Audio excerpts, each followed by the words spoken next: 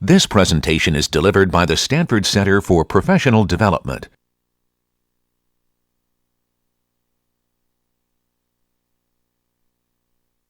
I want to talk a little bit more about diffraction, actually, and as a way of actually making a transition to our next topic. This may seem a little odd way of, our next topic is sampling and interpolation, and going from diffraction to sampling and interpolation may seem like a little odd way of going, but there's an interesting connection here that I want to exploit. The topic itself, the general areas of diffraction, in particular what I want to talk about today, is interesting in itself, and it does make actually for a nice link. So I want to talk about the problem of crystallography. We're going to actually return to this when we have higher dimensional, when we talk about higher dimensional Fourier transforms. So today, I'm only going to talk about the one-dimensional case, which is of course not realistic, but it has some essential ideas that you find in the higher dimensional case. And as I say, it makes a nice transition to the next topic that we're going to be talking about. Let me remind you about the headline from last time. So headline from last time, when we talked about diffraction in the Fourier transform, is that diffraction patterns are given by or determined by the Fourier transform of the apertures that cause the diffraction. Of course, this simplifies things, but that's, if you're looking for a quick summary of what our chief conclusion was last time, this is it. Diffraction patterns are determined by the Fourier transform of the apertures, or the aperture function. We had approximation. We talked about far field diffraction, all the rest of that jazz. Never mind. That was all important, of course, but this is the thing, the main thing to carry away with it. And that's what I'm going to be using today also. Now, here is the setup for what was troubling people, what was puzzling people when X-ray crystallography, X-ray diffraction was first invented, or first brought to bear on certain set of important problems. So the setup that I want to talk about today is as follows. X-rays were discovered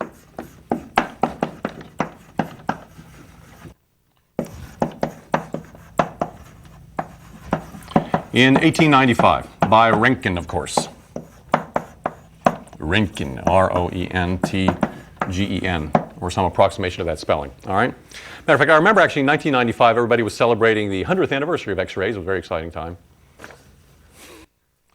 And the question was, what are they? Are they waves? Well, I mean, their fundamental nature was not understood. So what are they? Or what were they? Are they waves? For example, it was a new phenomenon. If so, then certain considerations led them to conclude that the wavelength should be about 10 to the minus 8 centimeters. All right? If so, then the wavelength, which was too small to measure precisely, wavelength should be around 10 to the minus 8 centimeters. All right? So that's too small to measure by the means that were used to measuring different sorts of visible light, say, other sorts of ways, which were diffraction gratings. Too small to measure. Let me just say too small to measure, period, with any of the standard techniques. Okay? For example, with diffraction gratings. On the other hand, or a different set of a different line of questioning was crystals. Two crystals. Been around for a long time, been observed for a long time. What are they?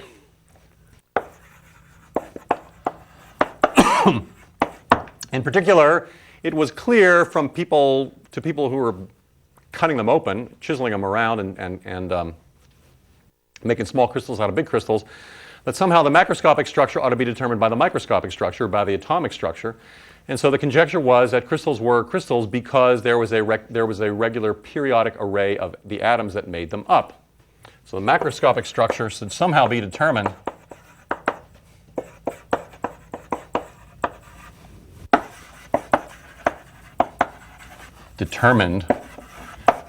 by the atomic structure.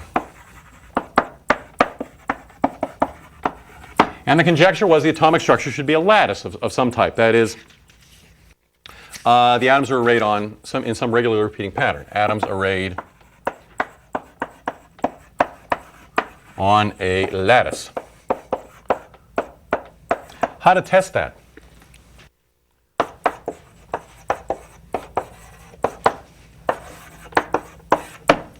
Experimentally. All right. So there's a famous experiment, series of experiments done in 1912 by Max von Laue.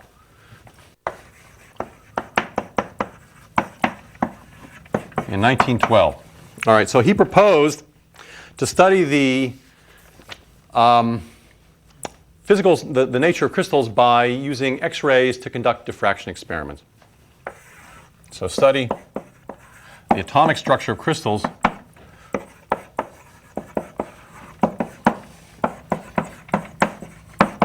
via diffraction experiments with X-rays. All right. So he had a number of hypotheses then. He had, first of all, the hypothesis that X-rays were waves. And to assume that they're waves means that they will exhibit diffraction. They'll exhibit the characteristic physical phenomena that are associated with waves. Reflection, refraction, and in this case, diffraction. So he had the hypotheses were, 1, X-rays are waves, some kind of waves of an undetermined origin, so will diffract.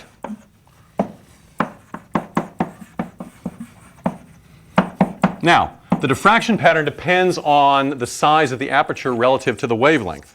All right? So he had a second hypothesis that crystals would serve as an appropriate diffraction grating. That is to say, crystals are periodic, have a periodic atomic structure. Maybe I should say lattice atomic structure.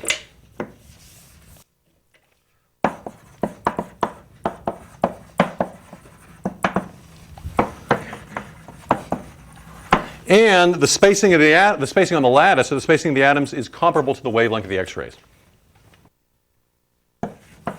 The spacing of the atoms is comparable to the wavelength of the X-rays. All right, so that was the setup for his experiment. His experiments.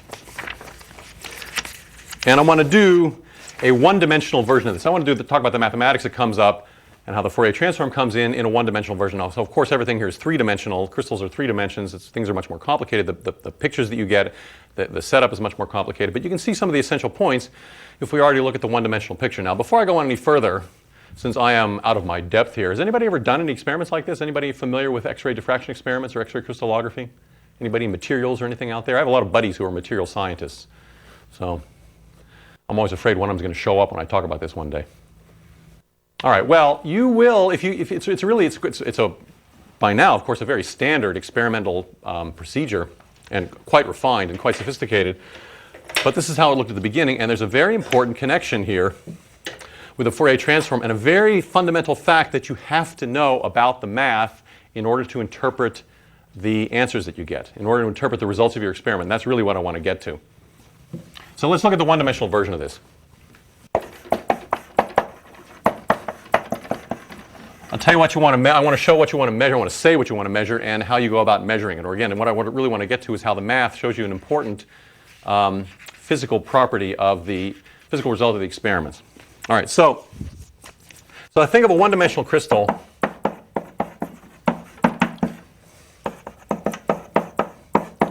as an array of atoms along a line, as evenly spaced, let me just say,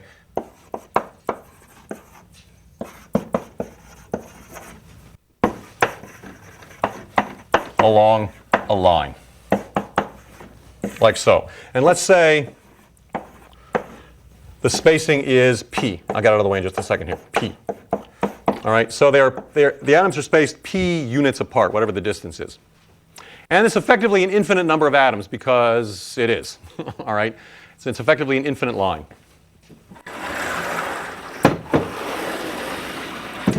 That's actually very important in the math. An infinite array. Okay, now, what you want to study, and the atoms are all identical, all right? What you want to study is, again, for reasons which I don't know, all right, but those who do the experiments understand this. So you want to study the so-called the electron density distribution for the entire crystal. You want to study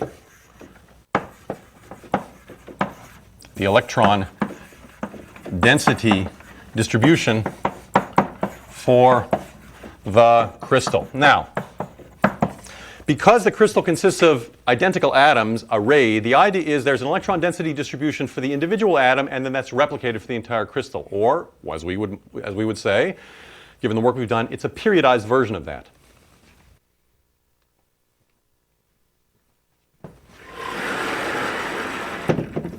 That is, so the electron density distribution for the crystal is then a periodized version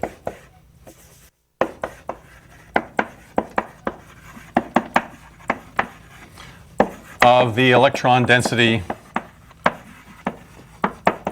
for a single atom. All right? So let's say rho of x is the density, the electron density around a single atom. Density for an atom. All right?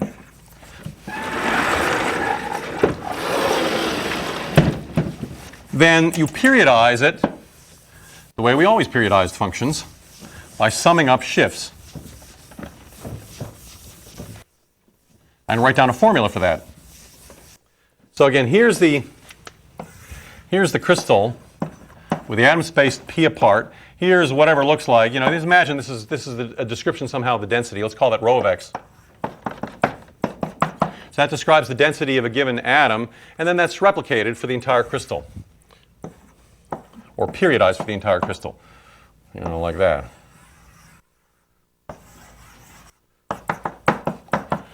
So let's call that rho, the density for the crystal, and that's the periodized version of the individual one. So let's say rho sub p of x, indicating that spacing p apart is the sum from k equals minus infinity to infinity of rho of x minus k times p.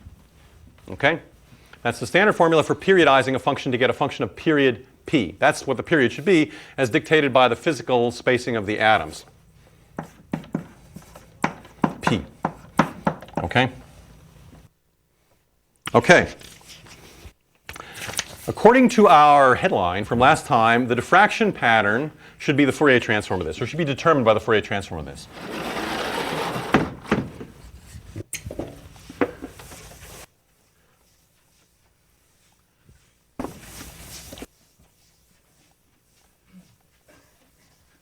The diffraction pattern, which is what you want to see, matter of fact, it's what you do see when you make the experiment. So you shine X-rays through the crystal, a bunch of spots or whatever. I shouldn't say a bunch of spots because you don't know what's going to happen. But a bunch of spots show up on the X-ray film. And the pattern of the spots, the way the spots are arrayed, should be determined somehow by the Fourier transform. The diffraction pattern determined by the Fourier transform of rho. So I want to find that. Find this, or find this and determine it in an effective enough way that's going to allow you to interpret the results of the experiment. Okay, now, to do that,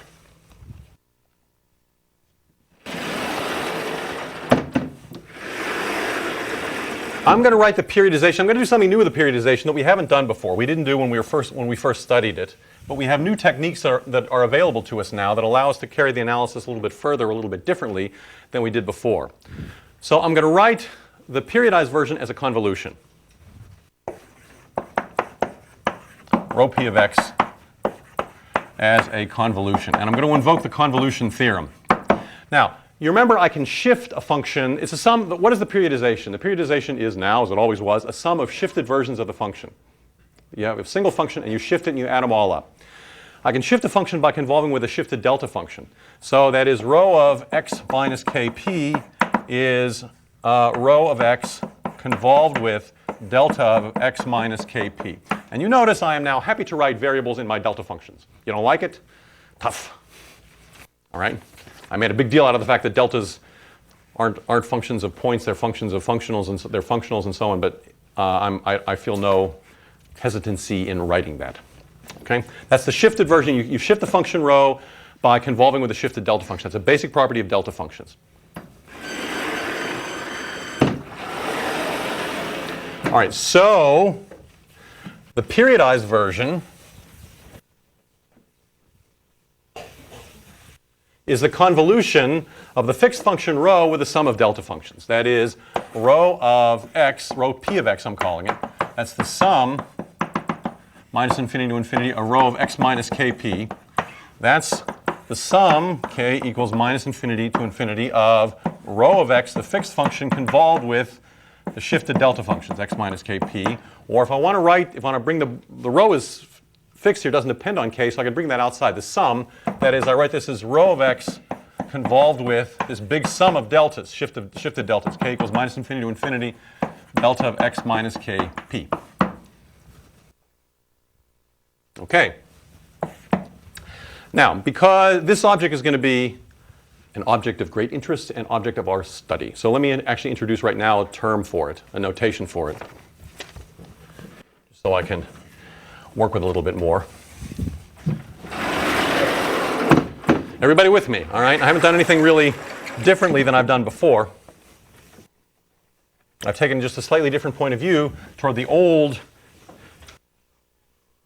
procedure of periodizing a given function. So I want to use the notation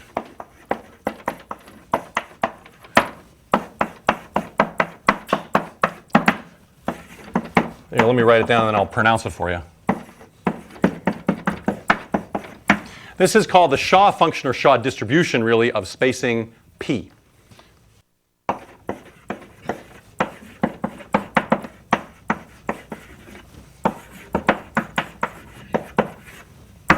All right, that's a Cyrillic letter. I'm not drawn very well, or it's my version of a Cyrillic letter Shah. And as far as I know, actually, this notation was introduced and popularized by Bracewell. I don't know the history of it, but is now pretty standard. All right, and the reason why that particular symbol is chosen, or a reason why Bracewell, if indeed it is due to Bracewell, the reason why he chose that letter was it was supposed to be reminiscent of the picture associated with this. That is, if you would draw the picture associated with the sum of shifted delta functions, you would have a bunch of arrows spaced p apart. So 0, p, 2p, minus p, minus 2p, and so on. Infinitely many of them. And 3 of them sticking up make a Shah.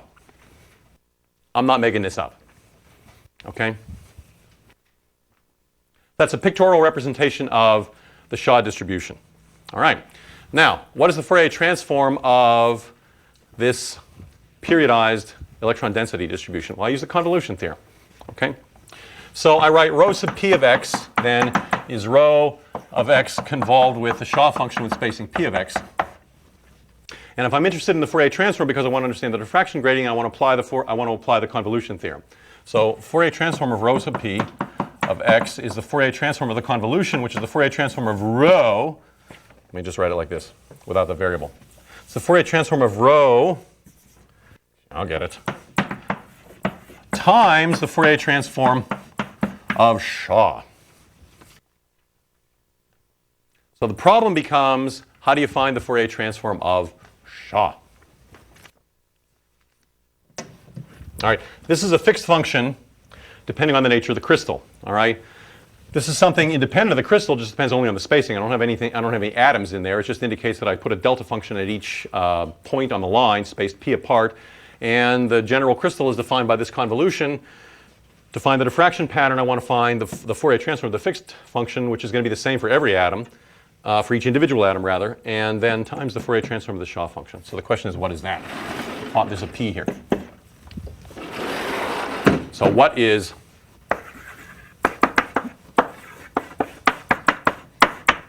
that's the question. All right, now let me say a couple things about that. It's not obvious. It's not obvious, and it's remarkable, actually, what happens. And we can analyze it very easily and rigorously with all that we've developed.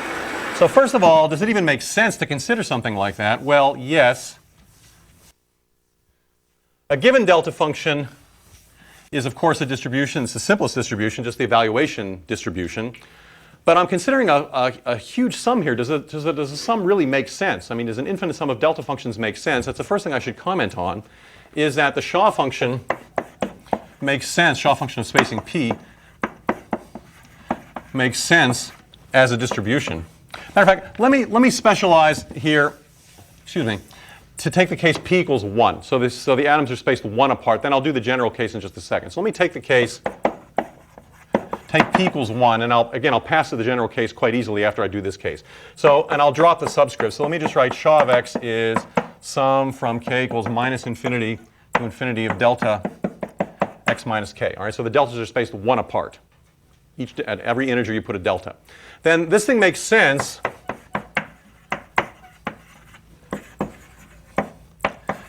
as a distribution. Now, again, why? I tell you I have a distribution. What that means is you give me a test function. I have to tell you how this operates on a test function. Well, it operates by evaluation. In this case, I add up all the values. That is the Shah function operating on a test function phi. That's the sum of shifted deltas operating on phi. That is just the sum from k equals minus infinity to infinity of phi evaluated at the points to which where the delta function is shifted. Okay? I've skipped a couple of steps here, but that's what the result is, and you can fill that in. Now, why does this make sense? Well, if phi is a test function, if phi is rapidly decreasing, then it's going to be going down fast enough, way fast enough, so that this sum will converge. All right? Because the sum converges, the pairing makes sense. All right, so the sum converges, so all is well.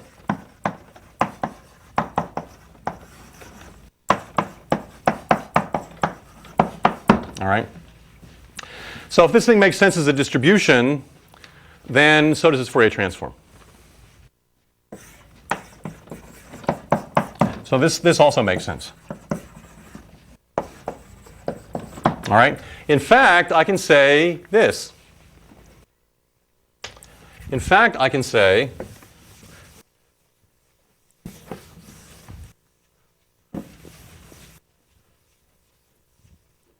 that the Fourier transform of the Shah function operating on phi is, by definition, the Shah function operating on the Fourier transform of phi, classical Fourier transform. And I know what the Shah function operating on the Fourier transform, operating on anything is. It's just the value of the thing at the sum of the values at the integer points.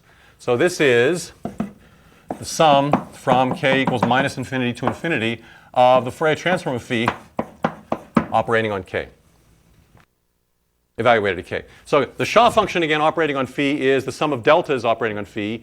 Each delta operating on phi pulls out the value of phi at the place where the delta function is centered, phi of k, and I add them all up. All right? The definition of the generalized Fourier transform is the Fourier transform of whatever distribution is operating on phi is the distribution operating on the Fourier transform of phi. So it's the Shah function, again, operating on the Fourier transform of phi. This is a sum of shifted deltas.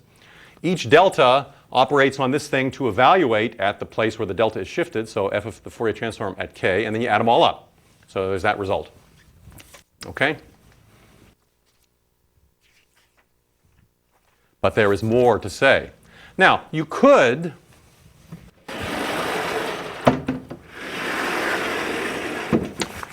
just look at the formula for the Shah function and try to write down its formula for the Fourier transform, because you know the Fourier transform the individual delta functions. Right? You could write down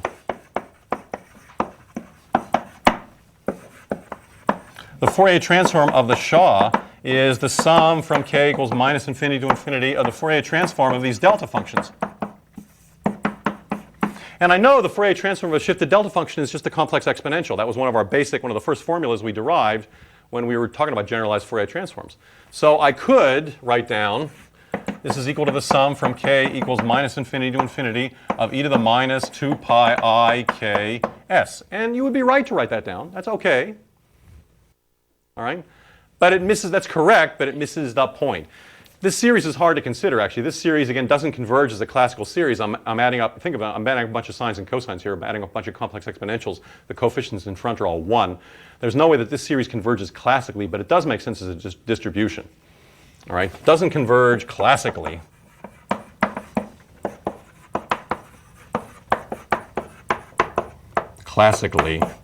All right? But it's okay as a distribution. And the formula is right.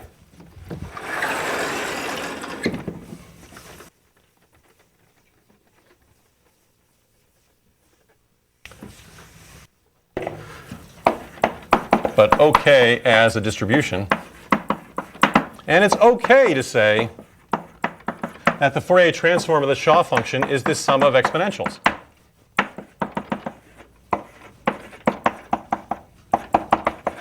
It's okay, but it misses the point. But you're missing something. All right. What you are missing, actually, is the deepest fact known about the integers. Missing.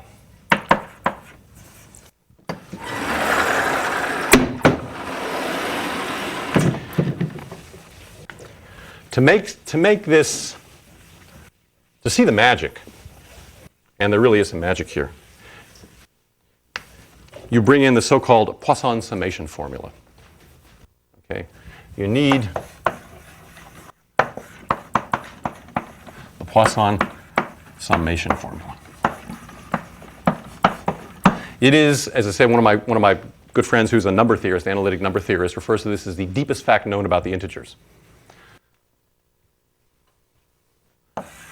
Once the Riemann hypothesis is proved, that'll be the deepest fact known about the integers. But until that happens, this is pretty deep. And it's also not so hard to prove. All right, it says the following. It says if phi is a rapidly decreasing function, there are other classes for which this applies.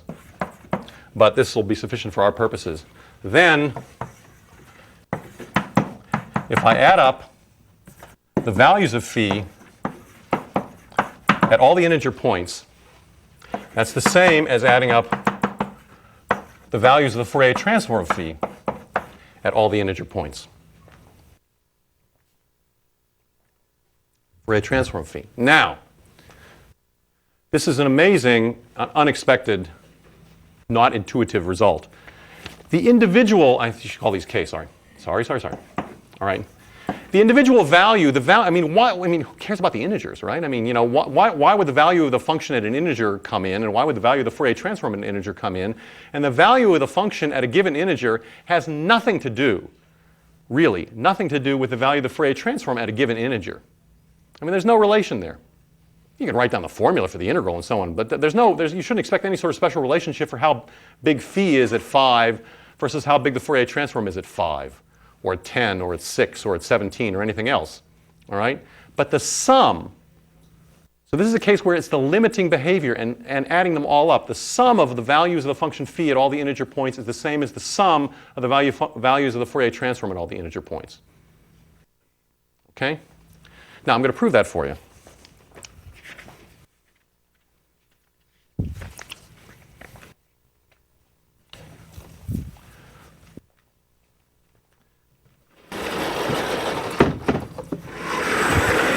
It is an amazing fact, and a remarkable fact, and to say the deepest fact known about the integers.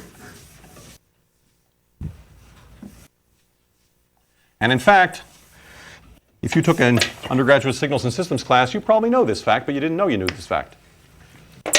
Or as I think I said in the book, the deepest fact about the integers is well known to every electrical engineer, and every material scientist for that matter. They just don't know they know it. All right, so I'm going to give a proof of the Poisson summation formula. How am I going to do that? All right, I'm going to periodize, so I'm going to proof. I think it's the first time I've actually written that word on the board, but I think it deserves it. All right, so I'm going to periodize phi. So phi is a given, little phi is a given rapidly decreasing function. Periodize phi to have period 1. All right, so what is that? That is phi of, I'll call it capital Phi of x, is the sum from k equals minus infinity to infinity of phi of x minus k. That's a periodization. Never mind bringing in the delta functions or anything like that. Just think of the old days where we just wrote down that formula. And that periodizes little phi to have period 1. Now everything is smooth here. Everything is legit because phi is rapidly decreasing. This series converges uniformly. It's continuous. It's everything you would want. Don't worry about it. Don't ask me about it. Don't give me any trouble. All right? Good. Now, capital Phi being such a nice function has a Fourier series.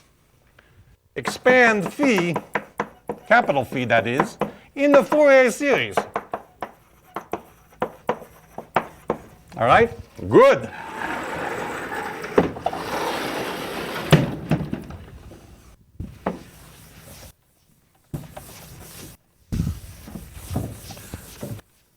Right phi of x is sum k equals minus infinity to infinity phi hat k e to the 2 pi I k x. Boom. Got it. Great. All right? That's the Fourier series. I can see what you're saying. I finally got a math teacher who speaks English and he's putting on an accent. All right? Now, what deal is this?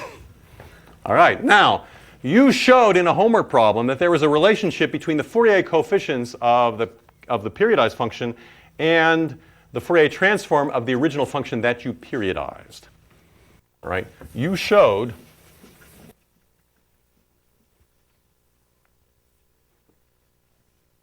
we know that the Fourier coefficient, the kth Fourier coefficient of capital Phi, the periodized function, is the Fourier transform of the function you're periodizing, also evaluated at k. That was a homework problem.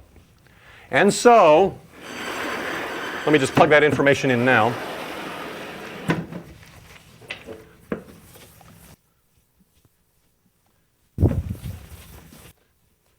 All right, and so phi of x, its Fourier series, k equals minus infinity to infinity. It's the Fourier transform of the function you're periodizing times e to the 2 pi I kx, right? That's on the one hand. That's the Fourier series for capital Phi. On the other hand, phi was given actually as the periodization of little phi. So that's the sum from k equals minus infinity to infinity of phi of x minus k, right? I have two expressions for the same thing. This comes up a lot in this course. If you have two expressions for the same thing, you've got a lot of power over them. And the simplest thing to do here is just to evaluate at 0.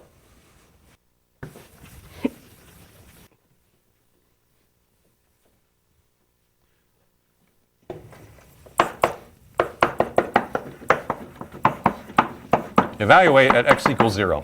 All right? On the one hand, phi of 0, if I use the Fourier series expression, if I plug in x equals 0 here, I'm just adding up a bunch of 1s times the Fourier transform. Phi of 0 is a sum from k equals minus infinity to infinity of f of phi k. On the other hand, phi of 0, if I use the other expression, k equals minus infinity to infinity, is phi of 0 minus k. So phi of minus k. Well, if I sum from, I'll write this expression a little bit more neatly. If I sum from minus infinity to infinity, taking sum from minus infinity to infinity, phi of minus k is the same thing as summing k equals minus infinity to infinity of phi of k. All right. Where do we start? Where do we finish? What did I do? What did I do? What did I do? I evaluated the same expression at at the value 0. I get two different expressions for the same thing. That is to say, I have proved my Poisson summation formula. So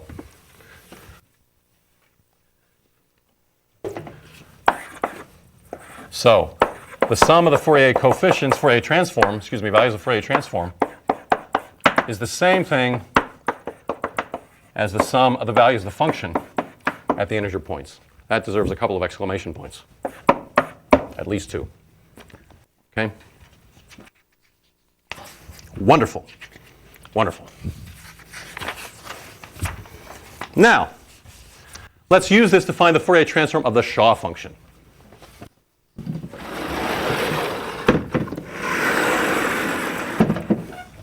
Let's go back to that. That's what I wanted to get.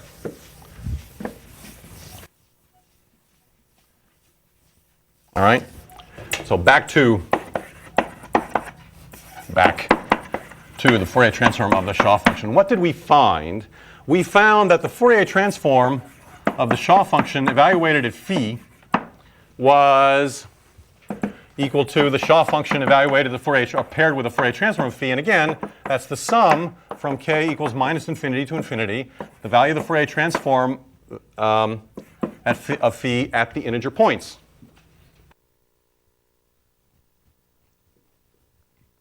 But now, I invoke the Poisson summation formula. This is so exciting.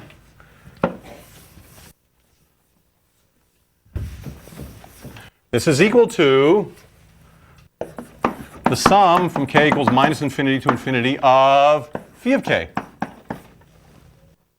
But now remember that this, in turn, is just the Shah function itself evaluated or paired with phi.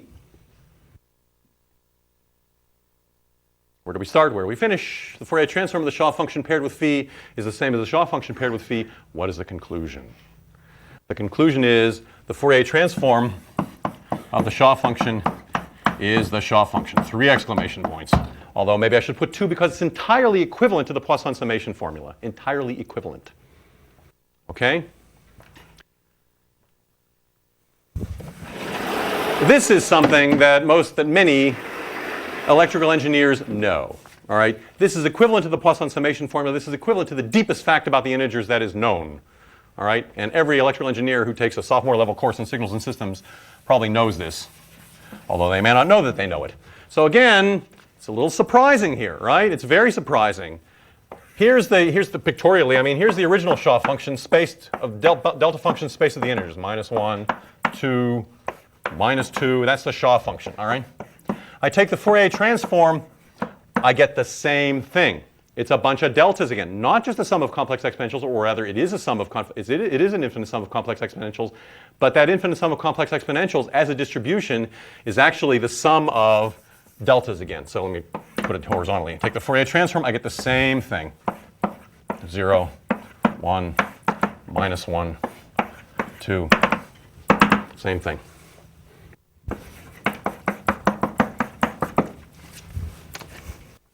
Okay.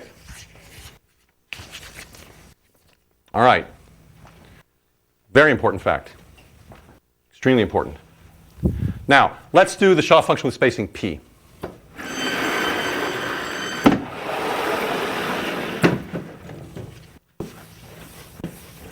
That is going to follow from scaling properties of the delta function. All right. Now let's do the Fourier transform of the Shah function with spacing p. All right. So remember, the Shah function with spacing p of x is this sum. Sum from k equals minus infinity to infinity, delta x minus k p. All right. Same idea, just different spacing. Okay. So let me work with the individual delta, show you what happens here.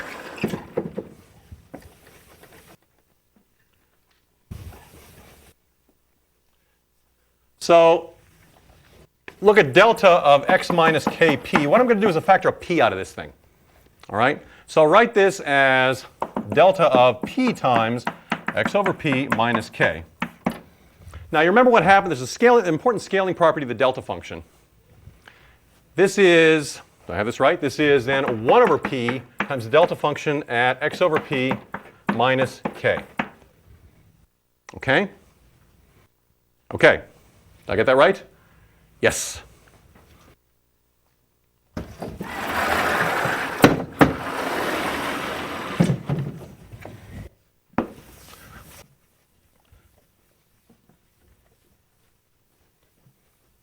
All right. So, in other words, the Shah function with spacing p at x is the same thing as, it's the sum of these shifted delta functions. So that's the same thing as 1 over p times the sum from k equals minus infinity to infinity. Well, it's the same. It's the Shah function with spacing 1 evaluated at x over p. All right, make sure you say I skipped a couple of steps there. Shah function with spacing p, that's the sum of these shifted delta functions. That's the same thing as 1 over p times the delta, so it'll be the sum of a bunch of delta functions with spacing 1 apart, but not evaluated at x, evaluated at x over p. Okay? So it's 1 over p Shah function of spacing x over p. Do I have that right again? I think so. So now if I take the Fourier transform of the Shah function with spacing p, that's the same thing as 1 over p, the Fourier transform of the Shah function at x over p.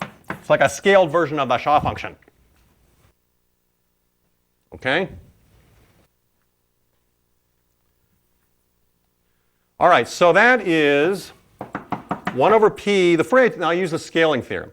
The Fourier transform of x, the Fourier transform of this, right, is going to be 1 over p. The scaling factor comes out with a reciprocal, so it's 1 over p, so it's times p times the Fourier transform of the Shah function evaluated at the reciprocal of the scaling factor, so that'll be p times x. Okay? The Fourier transform of the Shah function itself is the Shah function. When there's no spacing in there, when everything is spaced 1 apart, this is the Shah function then at px. All right, one more step.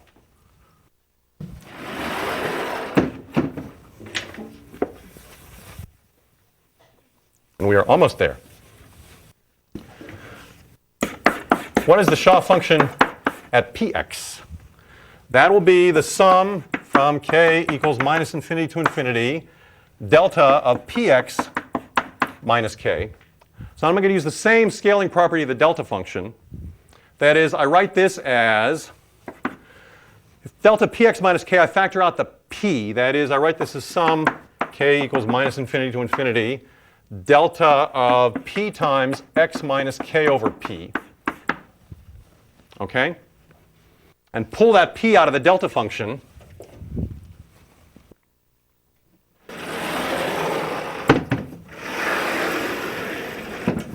If I pull that p out of the delta function,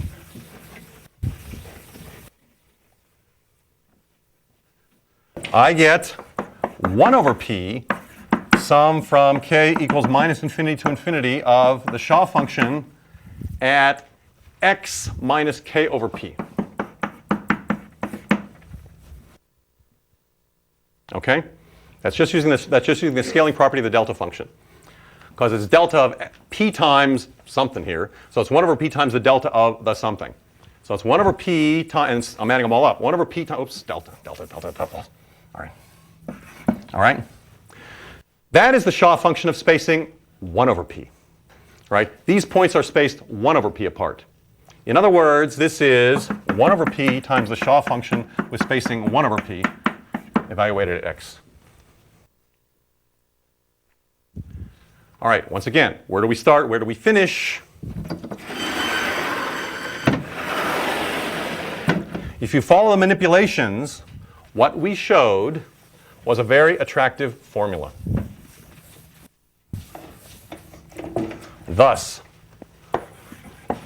the Fourier transform of the Shah function with spacing p is 1 over p times the Shah function with spacing 1 over p. That is another very important formula. That gets 2 exclamation points itself. A couple of underlines. Works for p equals 1. For p equals 1, it reduces to the case we had before. All right?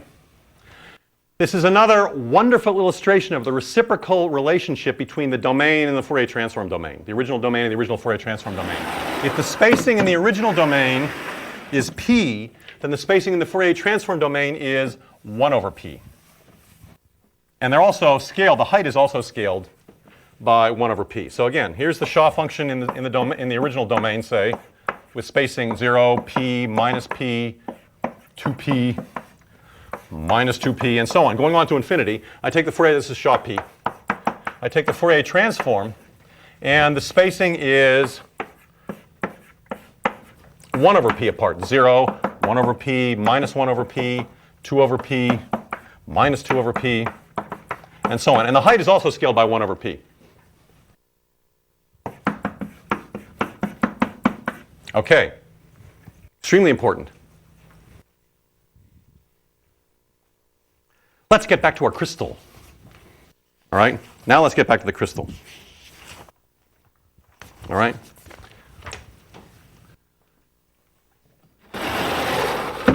All of this was to help us get our Nobel Prize. There's a lot at stake.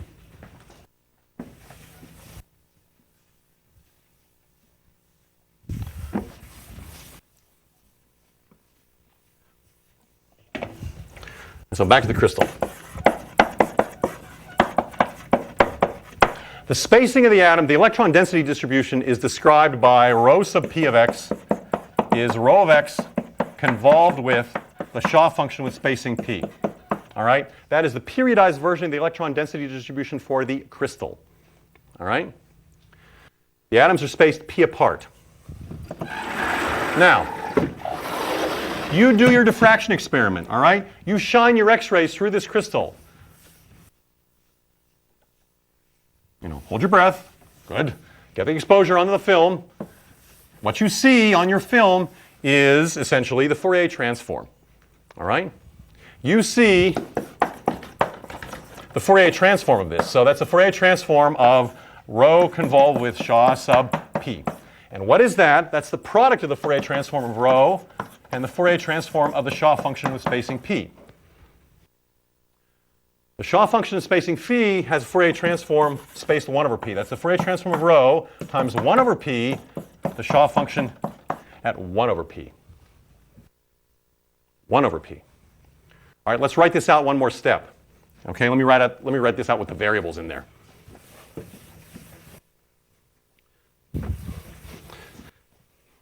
Because this also involves the sampling property of the Shah function, of the delta function. So this is f of rho of x times the Shah function. So this is some k equals minus infinity to infinity. There's 1 over p out in front of the whole thing. Delta x minus k over p. All right? Now remember what happens if you multiply a function times a delta function. All right? That's 1 over p sum. I'll bring it inside. I won't skip the step. Minus infinity to infinity.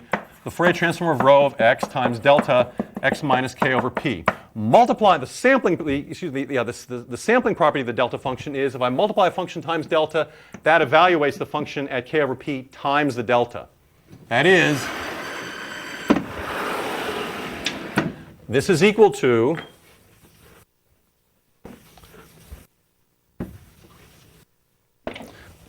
the sum from minus infinity to infinity, the Fourier transform of rho, 1 over p times the whole thing, evaluated at k over p times the delta function, x minus k over p.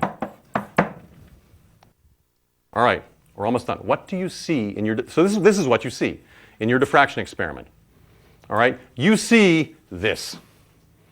Now, what are you really seeing in your diffraction experiment? You are seeing a bunch of spots. Imagine these things. These are impulses at points k over p. 0, 1 over p, 2 over p, 3 over p, and so on. Minus 1 over p, minus 2 over p. They have this intensity. There's also scaled by 1 over p. So you are seeing in your picture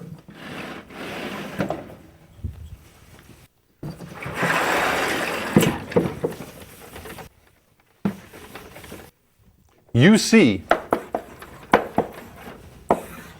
a bunch of spots of intensity, the value of the density evaluated there, and then spaced at 1 over p apart. 0, 1 over p, 2 over p, minus 1 over p, and so minus 2 over p, and so on.